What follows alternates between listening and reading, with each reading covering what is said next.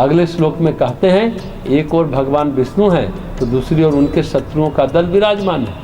एक तरफ अपनी रक्षा चाहने वाले पर्वतों का समूह सो रहा है तो उनकी दूसरी ओर प्रलयकालिक समस्त अग्नियों के साथ बड़वा नल रह रहा है।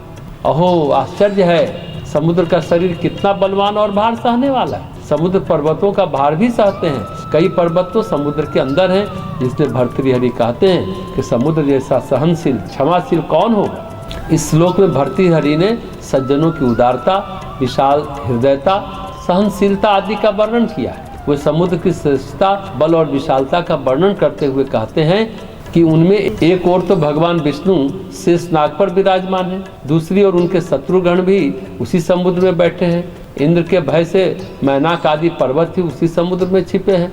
समस्त अग्नियों को साथ लिए बड़वा नल भी उसी में रह रहा है। समुद्र बड़ा सज्जन और बलवान है। समुद्र में उदारता, विशालता, सहनशीलता आदि अनेक गुण होते हैं। सबको अपना आश्रय प्रदान करने वाले होते हैं। यही सज्जनों की महत्ता है। अगले श्लोक में भर्तृहरि कहते हैं, लोभ त्यागो, क्षमा को अपनाओ, अहंकार का त्याग करो, पाप में मन न लगाओ, सत्य बोलो, सत्पुरुषों के मार्ग का अनुसरण करो, विद्वानों की सेवा करो, पूज्यों की पूजा करो, शत्रुओं के साथ विनय व्यवहार करो, नम्रता को प्रकट करो, कीर्ति की रक्षा करो, दुखियों पर दया करो। ये सब सज्जनों के लक्षण हैं।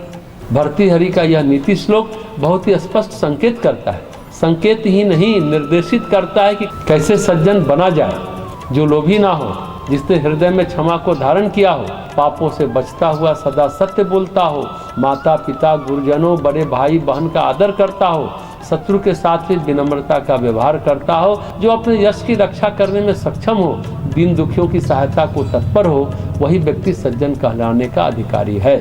स्वयंभू सज्जनों को अपना आकलन करना चाहिए कि उनमें ऐसा गुण है या नहीं है जो अपने को सज्जन घोषित कर देते हैं। इसलिए भर्तृहरि कहते हैं कि पहले आकलन कीजिए कि आप में यह सब गुण है कि नहीं, तब अपने को सज्जन कहलाने के योग्य समझें। अगले श्लोक में वो कहते हैं, जिनका मन वचन और शरीर पुण्य रूपी अमृत से परिपूर्ण है, परोपकार द्वारा तीनों लोगों को प्रसन्न करने वाले हैं, दूसरों के छोटे से छोटे गुण को पर्वताकार मानकर आनंदित होने वाले हैं, ऐसे सज्जन कितने हैं। आमतौर पर व्यक्ति आत्म प्रशंसा में लगा रहता है, उनका मन दूषित होता है, वचन कड़वे होते हैं और शरीर पापी होता है। दूसरों की भलाई में जो रुचि नहीं रखते, दूसरों की निंदा करते हैं, उनके बड़े गुणों को भी छोटा करके बखानते हैं, ऐसे स्वयंभू सज्जनों की दुनिया में कमी नहीं है। किंतु महाराज भर्तृहरि पूछते हैं कि मन वचन और शरीर से पुण्य रूपी अमृत वाले, सदा परोपकार में रहकर त्रिलोक को प्रसन्न करने वाले, दूसरों के छोटे गुणों को भी बड़ा मानने वाले सज्जन इस संसार में कितने हैं। निसंदेह ऐसे सज्जनों की संख्या नगण्य है। इस संसार में अमृत क्या है?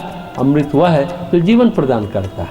अमृत वह है जो आपको सुख प्रदान करता है। अमृत वह है जिसमें शांति है, पुष्टि है।